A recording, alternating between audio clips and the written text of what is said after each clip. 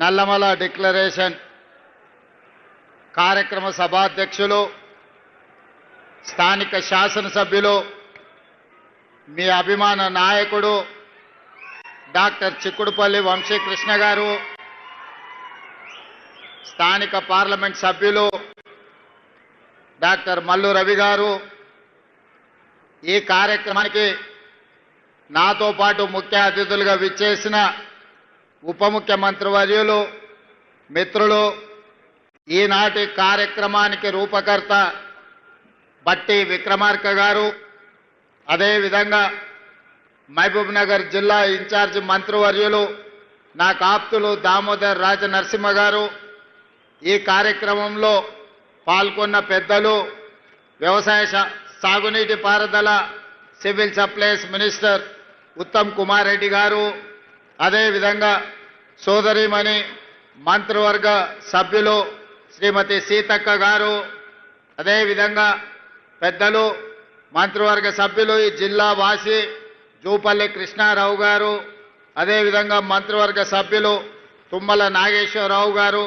మిత్రులు సోదరులు మంత్రివర్గ సభ్యులు పొంగులేటి శ్రీనివాస్ రెడ్డి గారు, వేదిక మీద ఉన్న మంత్రులందరూ, పార్లమెంట్ సభ్యులు, శాసనసభ్యులు, శాసన మండలి సభ్యులు, రాష్ట్ర ప్రభుత్వ అధికారులు, ప్రాణ సమానులైన మా నల్లమల్ల సోదర సోదరి మనలకు అందరికీ మనస్ఫూర్తిగా అభినందనలు, ధన్యవాదాలు. ఒకప్పుడు నల్లమల ప్రాంతం అంటే వెనుకబడిన ప్రాంతం. ఈ ప్రాంతం అభివృద్ధి చేయాలి అనంటే ఎవరి తరము కాదు, ఎవరో నాయకుడు వచ్చి ఈ ప్రాంతాన్ని అభివృద్ధి చేయాలన్నట్టుగా మాట్లాడేవాళ్ళు. కానీ ఈనాడు మీ అందరి ఆశీర్వాదంతో, మీరు అభిమానంతో గుండెల్లో పెట్టుకొని భుజాల మీద మోసి కొండారెడ్డిపల్లి గ్రామం నుంచి ఈరోజు రాష్ట్రానికి నాయకత్వం వహించే తెలంగాణ రాష్ట్ర ముఖ్యమంత్రిగా ఇదే నల్లమల గడ్డ మీద నిలబడి మాట్లాడుతున్నా అంటే నా గుండె ఉప్పొంగింది, నా సంతోషానికి అవధులు లేవు. మన ప్రాంతం, ఈ ప్రాంతం నుంచి మహేంద్రనాథ్ గారు మీ అందరికీ తెలుసు, ఉమ్మడి రాష్ట్రంలో తెలంగాణ ప్రాంతం నుంచి ప్రాతినిధ్యం వహించిన మహేంద్రనాథ్ గారు నిజాయితీకి మారు పేరు. వారే కాదు, ఈనాడు ఈ ప్రాంతానికి సంబంధించిన మన బిడ్డ ఉత్తమ పార్లమెంటేరియన్ జైపాల్ రెడ్డి గారు దేశాన్ని వన్నె తీసుకొచ్చి పాలమూరు ప్రాంతం వాళ్ళు మేధావులు అని నిరూపించి ఉత్తమ పార్లమెంటేరియన్గా రాణించిన వాడు. వారే కాదు, మొట్టమొదటి హైదరాబాద్ రాష్ట్రం నిజాం సర్కార్ల నుంచి స్వేచ్ఛ వాయువులు పీల్చుకున్న తర్వాత ఏర్పడ్డ మొట్టమొదటి రాష్ట్రానికి ముఖ్యమంత్రిగా మన పాలమూరు బిడ్డ బూర్గుల రామకృష్ణారావు గారు పరిపాలనను ఏ విధంగా చేయొచ్చో నిరూపించిన బిడ్డ పాలమూరు బిడ్డ బూర్గుల రామకృష్ణారావు గారు. మరి అలాంటి పాలమూరు ప్రాంతమన్నా, నల్లమల్ల అడవి ప్రాంతమన్నా నాకు ఎంతో గర్వకారణం.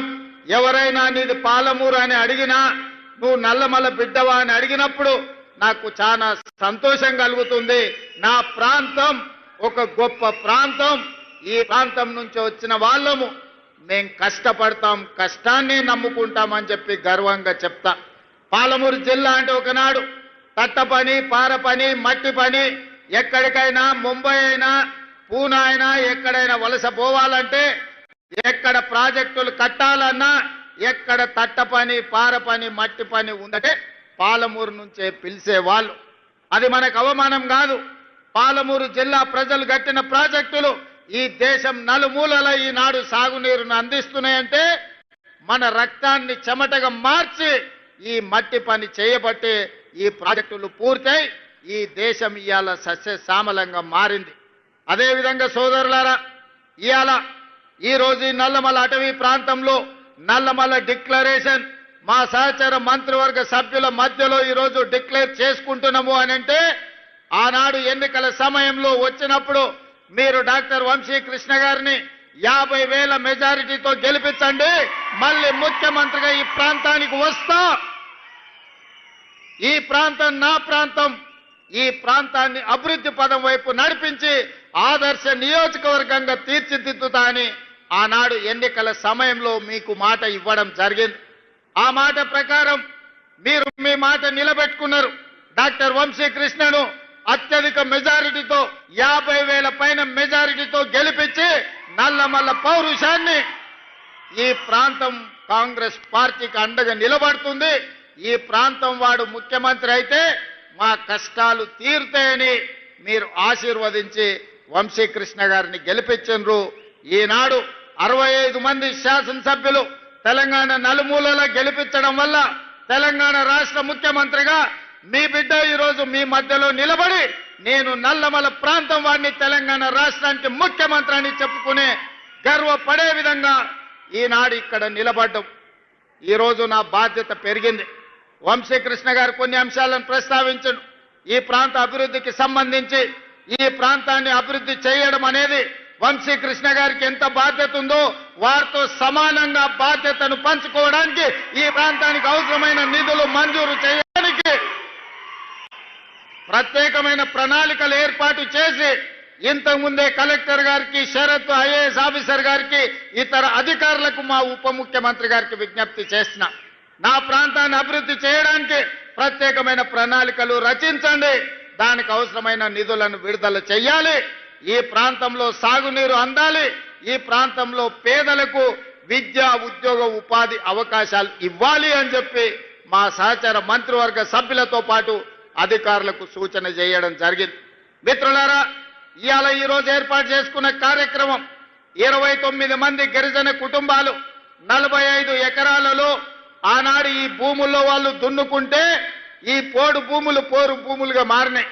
ఆనాడు ఈ పోరు భూముల్లో పోరాటం చేసిన గిరిజనులను బేడీలు వేసి జైలుకు పంపించిన చరిత్ర గత ప్రభుత్వానిదైతే ఈనాడు అదే భూముల్లో సోలార్ పవర్ ప్లాంట్లు పెట్టి వాళ్లకు మంచి తోటలు పెట్టి మంచి పంటలు పండే ఫలాలను ఇచ్చే భూములుగా మార్చి ఈ రోజు ఆ గిరిజనులు ఆత్మ గౌరవంతో బ్రతికే విధంగా ఇందిరా సౌర గిరి జల విధానాన్ని ఈ రోజు ప్రవేశపెట్టడం జరిగింది. అయితే మా ఉప ముఖ్యమంత్రి గారికి నాదొక సూచన. ఈ ఇందిరా సౌర గిరి జల వనరుల అంటే పలకడానికి మాకు కొంచెం కష్టంగా ఉంది. ఇందిరా సోలార్ గిరి జల విధానం అనే కింద మార్చండి. సౌర అనే బదులు కంటే సోలార్ అని పెడితే మా వాళ్ళకి అల్కగా అర్థమవుతుంది, మేము అల్కగా మాట్లాడడానికి ఉంటుందని వారికి నేను విజ్ఞప్తి చేస్తున్నా. అదేవిధంగా మిత్రులారా, ఇవాళ అక్కడ ఆడబిడ్డలతో మాట్లాడినా, మా చెంచు ఆడబిడ్డలతో మాట్లాడుతున్నప్పుడు నాకు ఆశ్చర్యం కలిగింది. సమాజం పట్ల వాళ్ళకు ఉన్న అవగాహన, సమాజంలో జరుగుతున్న అభివృద్ధిని. ఈరోజు అక్కడ అలివేలు అనే అమ్మాయితో మాట్లాడినా, ఆ అమ్మాయి ట్రైనింగ్కి వెళ్ళింది, తోటల పెంపకాల గురించి అవగాహన కల్పించుకుంది, అధికారులతో మాట్లాడింది, ఇతర ప్రాంతాలలో జరుగుతున్న తోటల పెంపకాలలో తీసుకుంటున్న జాగ్రత్తల గురించి ఆ అమ్మాయికి అవగాహన కలిగింది. అందుకే ఈరోజు నేను కలెక్టర్ గారికి ఆదేశాలు ఇచ్చిన, ఎవరైతే ఈ గిరిజన ప్రాంతాలలో ఉన్న ఆడబిడ్డలు ఈ తోటల పెంపకంలో కానీ సోలారు విద్యుత్తు మోటార్లు పెట్టుకోవడంలో కానీ అదేవిధంగా వాళ్ళ ఇంటికి సోలారు విద్యుత్తు పెట్టుకోవడానికి అవసరమైన ప్రణాళికలు అవగాహన కల్పించడానికి వాళ్ళకు అవకాశం ఇచ్చండి, వాళ్ళను అచ్చంపేట నలుమూలల తిప్పండి అని చెప్పి నేను కలెక్టర్ గారికి ఆదేశాలు ఇచ్చిన. అదేవిధంగా ఇవాళ అక్కడ అధికారులతోనే మాట్లాడినా. ఈరోజు మనము కరెంటు ఒకప్పుడు మోటార్లు కాలిపోవడము, ట్రాన్స్ఫార్మర్లు పేలిపోవడం చూసినాం. ఈనాడు కరెంటు నిరంతరాయంగా వచ్చినా ఈరోజు ఆ విద్యుత్తు తడిసి భారమై ఈరోజు రైతులకు కావలసిన విధంగా ఆ విద్యుత్తును వాడుకోలేని పరిస్థితి ఉంది. అందుకే ఈరోజు ఈ అచ్చంపేట ప్రాంతంలో మా వంశీకృష్ణ గారి విజ్ఞప్తి మేరకు ఎన్ని మోటార్లు ఉన్నాయో మొత్తం నియోజకవర్గంలో అందరి రైతులకు ఉచితంగా సోలారు విద్యుత్తు పంపు సెట్లు ఇచ్చి ఈ వేదిక మీద నుంచి తెలంగాణ ప్రజలందరికీ నేను ఒక విజ్ఞప్తి చేయదలుచుకున్నా.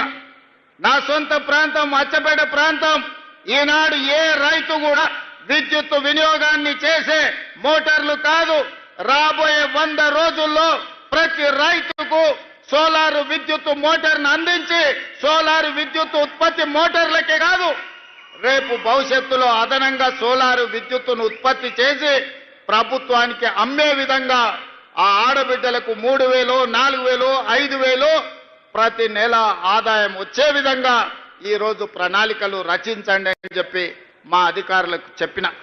అందుకే ఇవాళ అచ్చంపేట నియోజకవర్గాన్ని ఈ రాష్ట్రానికి దేశానికే ఆదర్శంగా తీర్చిదిద్దే బాధ్యతను స్థానికైన రైతులు గిరిజనులు ఇక్కడికి విచ్చేసిన వేలాది మంది రైతులు బాధ్యతగా తీసుకోండి. ప్రపంచానికే మన అచ్చంపేటను ఆదర్శంగా తీర్చిదిద్దుదాం. దానికి అవసరమైన నిధులనిచ్చే బాధ్యత మీ సోదరుడిగా నేను తీసుకుంటాను అని చెప్పి మీకు అందరికీ విజ్ఞప్తి చేస్తున్నా. సాగునీటి ప్రాజెక్టులు కావచ్చు, రోడ్లు కావచ్చు, కళాశాలల గురించి మా వంశీకృష్ణ గారు చెప్పారు. దానికి సంబంధించిన ప్రణాళికలన్నిటిని కూడా అధికారులకు ఇవ్వండి. అంచనాలు తెప్పించి వాటికి అవసరమైన మంజూరు చేయడానికి అన్ని జాగ్రత్తలు, అన్ని నిర్ణయాలు తీసుకుంటామని చెప్పి నేను ఈ వేదిక మీద నుంచి నేను చెప్పదలుచుకున్నా. మిత్రులారా, ఇవాళ ఆలోచన చేయండి. 2023 డిసెంబర్ 7 నాడు మనం అధికారం చేపట్టిన తర్వాత ఈనాటి వరకు దాదాపుగా తుమ్మల నాగేశ్వరరావు గారి నాయకత్వంలో రైతులకు 60,000 కోట్ల రూపాయలు ఈ రోజు రైతుల మీద ఖర్చు పెట్టినాం. అందులో 21,000 కోట్ల రూపాయలు రైతు రుణమాఫీలోనే ఖర్చు పెట్టినాం. రైతు భరోసా కావచ్చు, రైతు రుణమాఫీ కావచ్చు. అదే విధంగా ఒకనాడు పంట పండిస్తే మీరు ఒరేసుకుంటే ఉరేసుకున్నట్టే అని ఆనాటి ముఖ్యమంత్రి గారు మాట్లాడినారు, మీకు అందరికీ తెలుసు. కానీ ఆయన మాత్రం ఆయన ఫామ్ హౌస్లో 150 ఎకరాలలో ఒరేసుకొని 4,200 క్వింటాలు అమ్ముకున్నాడు. సరే, దొరగారి పంట పొలంలో మరి బంగారం పండిందేమో నాకైతే తెలియదు, కానీ పేదలు పండించిన ఒడ్లు కొనను అన్నాడు. కానీ మన ప్రభుత్వం వచ్చిన తర్వాత మీరు వరి పండించండి, సన్నాలు పండించండి, మీకు గిట్టుబాటు ధరనే కాదు మీకు 500 రూపాయల బోనస్ ఇచ్చి రైతులను ఆదుకుంటాం, పండించండి అని అంటే మొన్నటి ఎండాకాలంలో యాసంగిలో 1,56,00,000 మెట్రిక్ టన్నుల మీరు ఒడ్లు పండించి దేశంలోనే చరిత్ర సృష్టించరు. ఈసారి వానకాలంలో కూడా అత్యధికంగా 1,35,00,000 మెట్రిక్ టన్నుల వడ్లు ఉత్పత్తి చేసి దేశంలోనే అత్యధికంగా ఈ సంవత్సరంలో దాదాపుగా 2,80,00,000 పైచలకు లక్షల క్వింటాళ్ళ వడ్లు మీరు పండించారు. అంటే ఈరోజు వరి పండిస్తే ఉరేసుకోవాలనే కాడి నుంచి వరి పండిస్తే గిట్టుబాటు ధరనే కాదు మీకు 500 రూపాయల బోనస్ ఇస్తామని చెప్పినాం.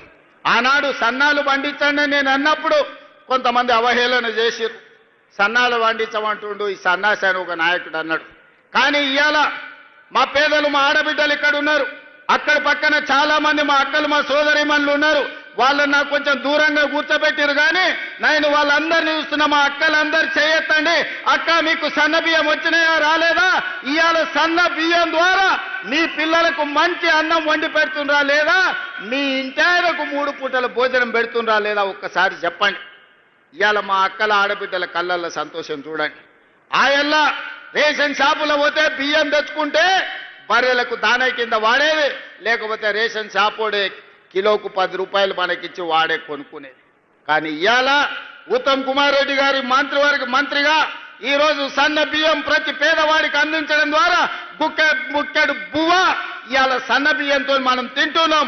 మేమందరం మీకు ఇవ్వడం కాదు, పేదవాళ్ళ ఇళ్లలో నేను, మా ఉప ముఖ్యమంత్రి గారు, మా వ్యవసాయ శాఖ మంత్రి గారు, మా సాగునీటి పారుదల శాఖ మంత్రి గారు, ప్రతి మంత్రి, మా రెవెన్యూ మంత్రి గారు ఇళ్లలో పేదవాళ్ళ ఇంటికి వెళ్ళి వాళ్ళు వండిన సన్న బియ్యం మేము తినొచ్చిన మాట వాస్తవం కాదా? ఆయనలో సన్నాలు వండియబట్టి ఈనాడు పేదలకందరికీ ఈరోజు సన్న బియ్యం ఇవ్వడం ద్వారా ఈరోజు రేషన్ బియ్యం మనము ఆత్మ గౌరవాన్ని పెంచే విధంగా అవి వండుకొని తింటున్నాము అని అంటే రైతులు పండించే సన్న బియ్యం మళ్ళీ రైతులకే మీరు వడ్లు పండిస్తే వాటిని బియ్యంగా మార్చి మళ్ళీ పేదలకే సన్న బియ్యం అందిస్తున్నాం. ఈ ప్రభుత్వం మీకు రైతులకు ఉచిత కరెంట్ ఇవ్వడమే కాదు, ప్రతి పేదవాడి ఇంటికి 50 లక్షల పేదలకు 200 యూనిట్లు ఈనాడు ఉచితంగా ఉచిత విద్యుత్ ఇస్తున్న మాట నిజం కాదా? పేదలకందరికీ ఇవాళ 3,10,00,000 మందికి సన్న బియ్యాన్ని రాష్ట్ర ప్రభుత్వం అందిస్తున్న మాట వాస్తవం కాదా? ఇవాళ మా ఆడబిడ్డలు, మా అక్కలిడికి వచ్చారు. మా మంత్రి పొన్నం ప్రభాకర్ గారు వేదిక మీద ఉన్నారు. మహాలక్ష్మి పథకం ద్వారా మా ఆడబిడ్డలకు ఆర్టీసీ బస్సుల్లో ఉచిత ప్రయాణం అందించినాం. ఒకనాడు అమ్మగారి ఇంటికి వెళ్ళాలన్నా అమ్మవారిని దర్శించుకోవాలంటే ఇంటి ఆయన దగ్గర చేయి జాపాల్సిన పరిస్థితి. ఇవాళ మా అక్కలకి ఇంటి ఆయన ఆఫీసుకు పోతే అమ్మవారి దర్శనం చేసుకొని అమ్మగారి ఇంటికి పోయి పలకరించి మళ్ళా సాయంత్రానికి ఉచితంగా ఇంటికి వచ్చే ఏర్పాటు మా ఆర్టీసీ బస్సుల్లో మహాలక్ష్మి పథకం ద్వారా ఉచిత ఆర్టీసీ బస్సు ప్రయాణం ఇచ్చినాం. ఈ 16-17 నెలల దాదాపుగా 5,500 కోట్ల రూపాయలు ఈరోజు ఆడబిడ్డల ఉచిత బస్సుకు మనం ఖర్చు పెట్టడం జరిగింది. ఇదే కాదు, మా ఆడబిడ్డలు ఉన్నారు, సంఘాల సభ్యులు ఉన్నారు. ఈరోజు ఎవరెవరో పెద్ద పెద్ద వ్యాపారస్తులు బస్సులు కొని ఆర్టీసీకి కిరాయికి ఇస్తున్నారు.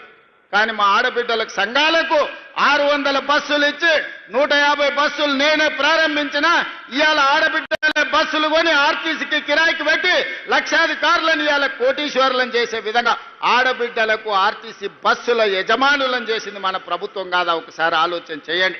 ఇదే కాదు, ఇవాళ సోలార్ పంపు సెట్లు పెట్టుకున్నాం. ఇక్కడ సోలార్ విద్యుత్ ఉత్పత్తి చేస్తున్నాం.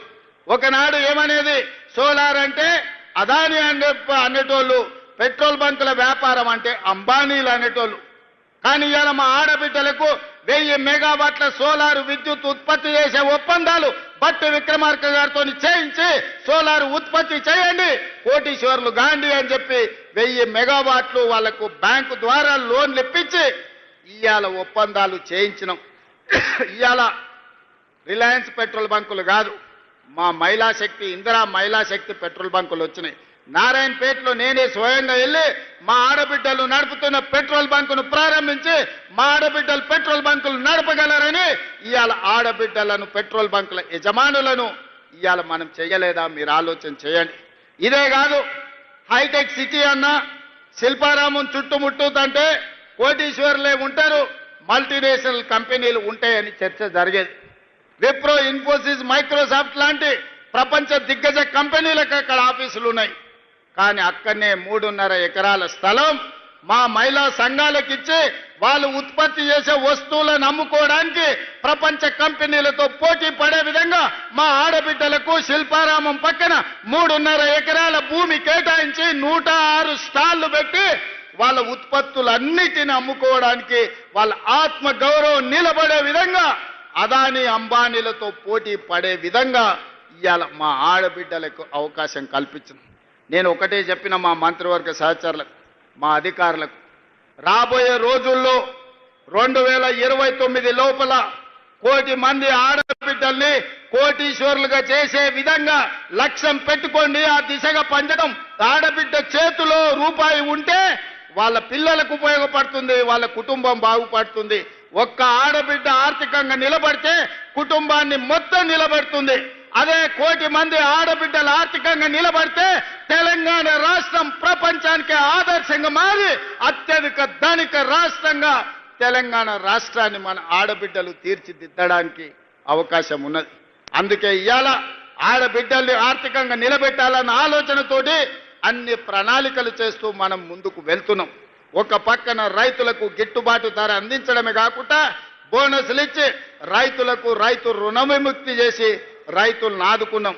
అదేవిధంగా విద్యార్థులు, నిరుద్యోగ యువకులు ఆనాడు ప్రభుత్వంలో నోటిఫికేషన్ల కోసం నిరసనలు తెలిపి ధర్నాలు చేసి అంతకంటే వెనక్కి వెళ్తే తెలంగాణ రాష్ట్ర సాధనలో ఉద్యమాలు చేసి పోరుబాట పట్టి అమరులై ఆనాడు ప్రాణాలు అర్పించే తెలంగాణ రాష్ట్రం తెస్తే ఉద్యోగ నోటిఫికేషన్లు ఆ ప్రభుత్వం ఇయ్యలేదు.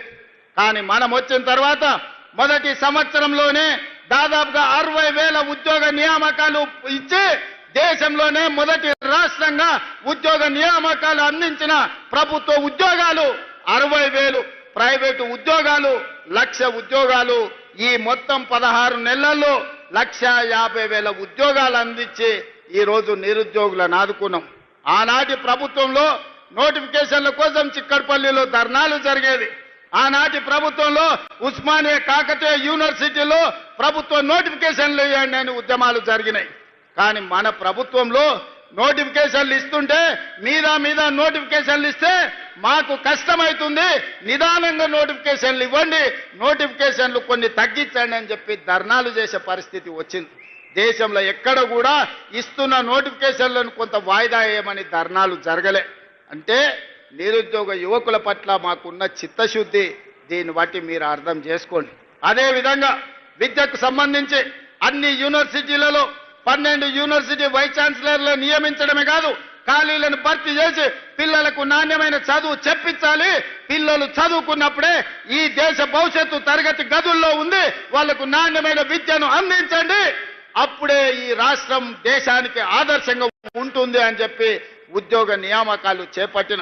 ఇవే కాదు, ఎస్సీ, ఎస్టీ, బీసీ, మైనారిటీ వివిధ రెసిడెన్షియల్ స్కూళ్లు ఎక్కడ బిల్డింగ్ లేక చిన్న చిన్న రూముల్లో పోల్ట్రీ ఫాముల్లో నడుపుతుంటే young India integrated residential schools 25 ఎకరాలలో 200 కోట్ల రూపాయలతోని ప్రతి నియోజకవర్గంలో ఒక యంగ్ ఇండియా ఇంటిగ్రేటెడ్ రెసిడెన్షియల్ స్కూళ్లను అందించి పేదలకు విద్యను అందించాలి. ఆ పిల్లల భవిష్యత్తును తీర్చిదిద్దాలి అని ఇవాళ మన ప్రభుత్వం ప్రణాళికబద్ధంగా ముందుకు వెళ్తుంది. మిత్రులారా, ఇవాళ ఆలోచన చేయండి. రైతులు కావచ్చు, మహిళలు కావచ్చు, విద్యార్థి నిరుద్యోగ యువకులు కావచ్చు, ఈ రాష్ట్రానికి తీసుకొస్తున్న పెట్టుబడులు కావచ్చు, 16 నెలల్లో 3 లక్షల కోట్ల రూపాయల పెట్టుబడులు తెచ్చి ప్రపంచ దిగ్గజ కంపెనీలను హైదరాబాద్కు రప్పించి ఈ రోజు అభివృద్ధి పదం వైపు మనం నడిపిస్తున్నాం. పోయిన సంవత్సరాన్ని మొత్తం లెక్కగట్టి కేంద్ర ప్రభుత్వం నిత్యావసర వస్తువులను నియంత్రించడంలో ఏ రాష్ట్రం విజయం సాధించింది అంటే కేంద్ర ప్రభుత్వమే ప్రకటించింది. తెలంగాణ రాష్ట్ర ప్రభుత్వం నిత్యావసర వస్తువులను నియంత్రించి పేదలకు అందుబాటులో తీసుకొచ్చింది. నెంబర్ 1 రాష్ట్రం తెలంగాణ రాష్ట్రం అని కేంద్ర ప్రభుత్వమే ఇచ్చింది. కేంద్రంలో మన ప్రభుత్వం లేదు, పరాయి పార్టీకి సంబంధించిన ప్రభుత్వం ఉన్నా మనల్ని అభినందించక తప్పలేదు. శాంతి భద్రతలకు సంబంధించి దేశం మొత్తం అన్ని రాష్ట్రాలలో పోటీ పెడితే శాంతి భద్రతలు తెలంగాణ రాష్ట్రంలోనే అత్యంత మెరుగ్గా ఉన్నాయి. నెంబర్ 1 శాంతి భద్రతలను కాపాడిన రాష్ట్రంగా తెలంగాణ రాష్ట్రాన్ని ఈ రోజు కేంద్ర ప్రభుత్వం ప్రకటించాల్సి వచ్చింది. నిరుద్యోగ సమస్యను పరిష్కరించడంలో దేశంలో ఉన్న అన్ని రాష్ట్రాల పోటీ జరిగింది. నిరుద్యోగ సమస్యని నిర్మూలించడంలో తెలంగాణ రాష్ట్రం నెంబర్ 1 అని కేంద్ర ప్రభుత్వమే నెంబర్ 1 రాష్ట్రంగా తెలంగాణ రాష్ట్రాన్ని ఇవాళ కేంద్ర ప్రభుత్వం ప్రకటించాల్సిన పరిస్థితి వచ్చింది. అంటే ఏ రంగంలో అయినా ఇదే కాదు, పన్నుల వసూళ్లలో రాష్ట్ర ప్రభుత్వానికి వచ్చే ఆదాయంలో ఏ రాష్ట్రం అత్యధికంగా తన పన్నులను వసూలు చేసింది అనంటే తెలంగాణ రాష్ట్రమే. సొంతంగా పన్నుల సేకరణలో నెంబర్ 1 రాష్ట్రం తెలంగాణ రాష్ట్రం అని ఇవాళ కేంద్ర ప్రభుత్వము ఇవాళ ప్రకటించింది.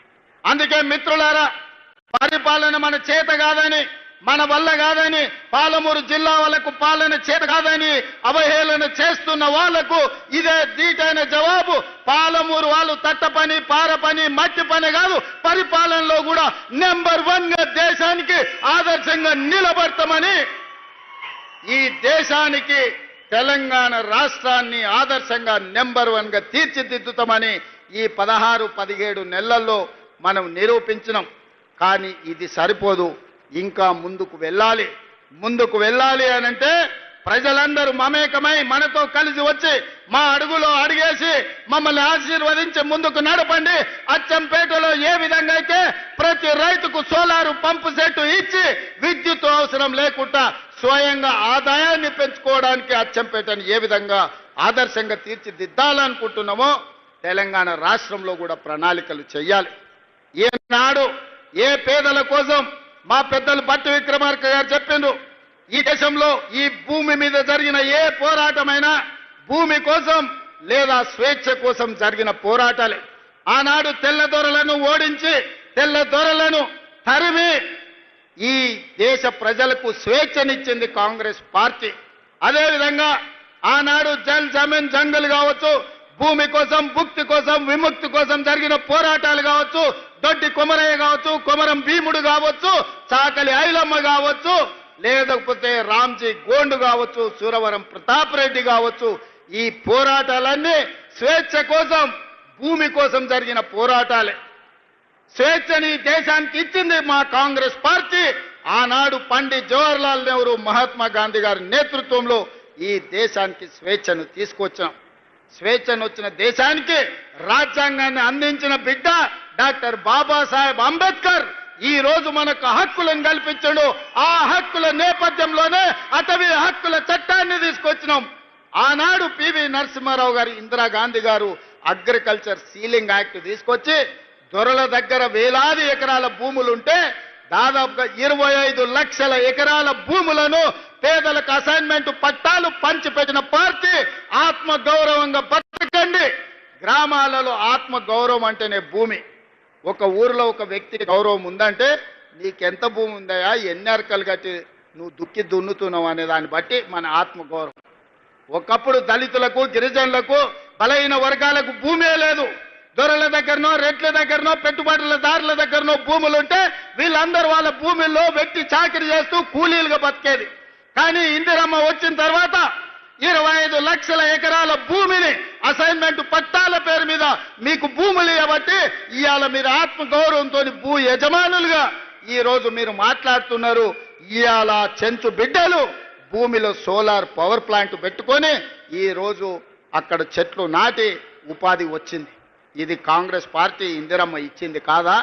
ఇవాళ నిన్నగాక మొన్న జరిగిన పహల్గాం నేపథ్యంలో ఇండియా పాకిస్తాన్ యుద్ధం జరిగిన తర్వాత ప్రధానమంత్రి ఎట్లా ఉండాలంటే ఇందిరమ్మ లాగా ఉండాలి, నిటారుగా నిలబడి దేశాన్ని రక్షించాలి.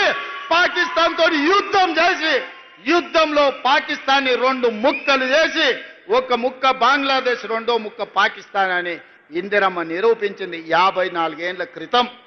అలాంటి పౌరుషం కలిగిన నాయకురాలు ఈ దేశానికి ప్రధానమంత్రిగా ఉంటే 50 ఏళ్ల తర్వాత ఈరోజు మీరు ఆలోచన చేయండి.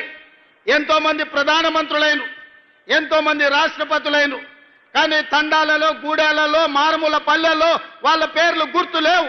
కానీ ఏ గూడెంలో ఏ ఆదివాసి దగ్గరికి వెళ్ళి వాళ్ళని తలుపు తట్టండి, వాళ్ళ గుండెలోకి తొంగి చూడండి, వాళ్ళ గుండెల్లో ఇందిరమ్మ ఉన్నదా లేదా 50 ఏళ్ల తరువాత కూడా ఇవాళ పేదోడి గుండెల్లో, తండాలలో, గూడాలలో ఇందిరమ్మ ఉన్నది అంటే మన అమ్మ కంటే ఎక్కువగా మనల్ని ప్రేమించింది, మన బాగు కోరుకున్నది, మన బతుకులు బాగు చేసింది.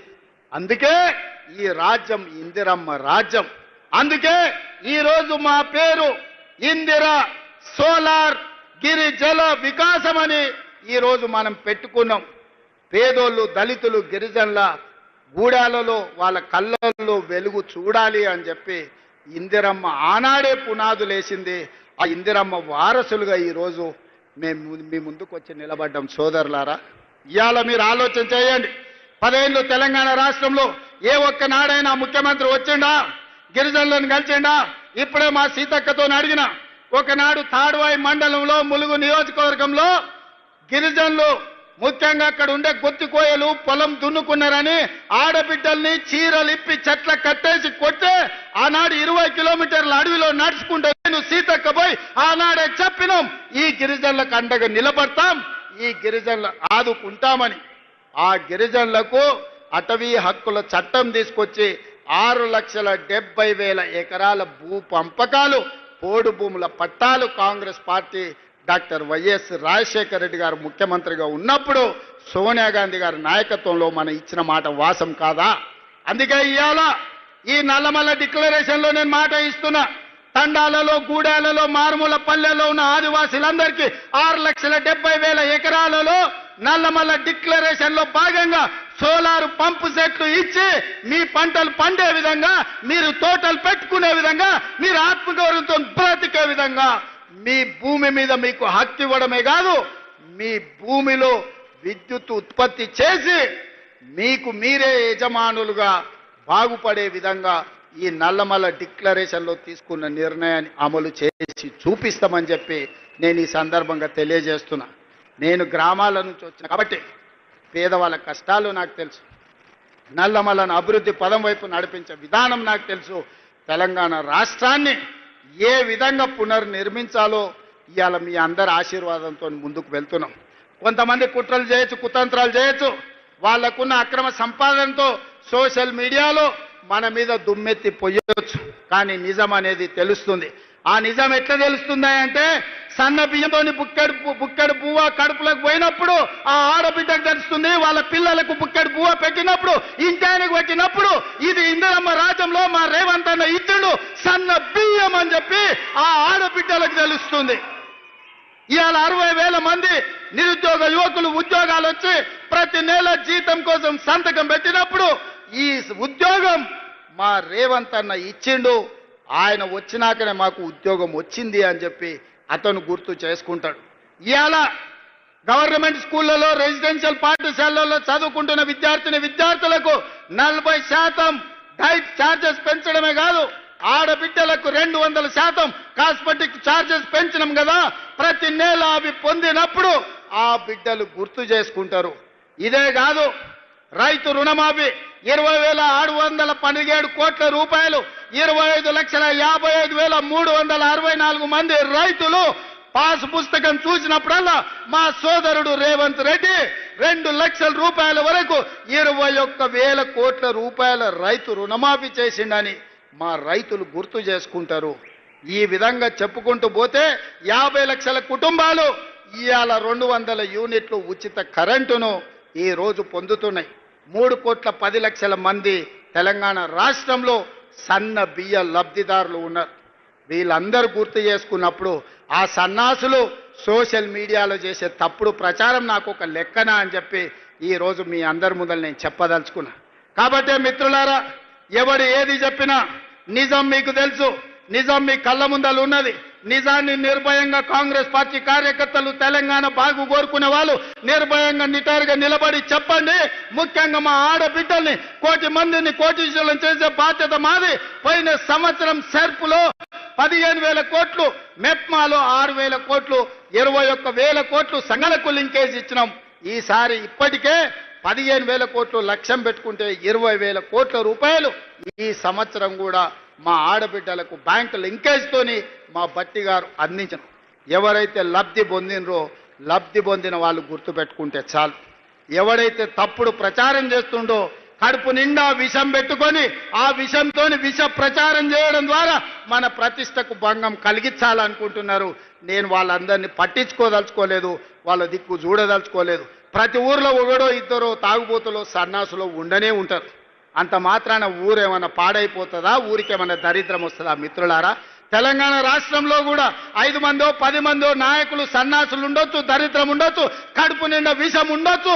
కానీ కష్టపడే మీ సోదరుడు మీ రేవంత్ అన్న రోజుకు 24 గంటలు మీకోసం కష్టపడతాడు. నల్లమల పౌరుషాన్ని, నల్లమల పరిపాలనను దేశానికి ఆదర్శంగా నిలబెడతాడు. ఈ రాష్ట్రాన్ని అభివృద్ధి పదం వైపు నడిపించడానికి ఆశీర్వదించి అండగా నిలబడ్డందుకు మీకందరికీ మనస్ఫూర్తిగా ధన్యవాదాలు తెలియజేస్తూ మీ అందరి దగ్గర సెలవు తీసుకుంటున్న మిత్రులారా, ధన్యవాదాలు.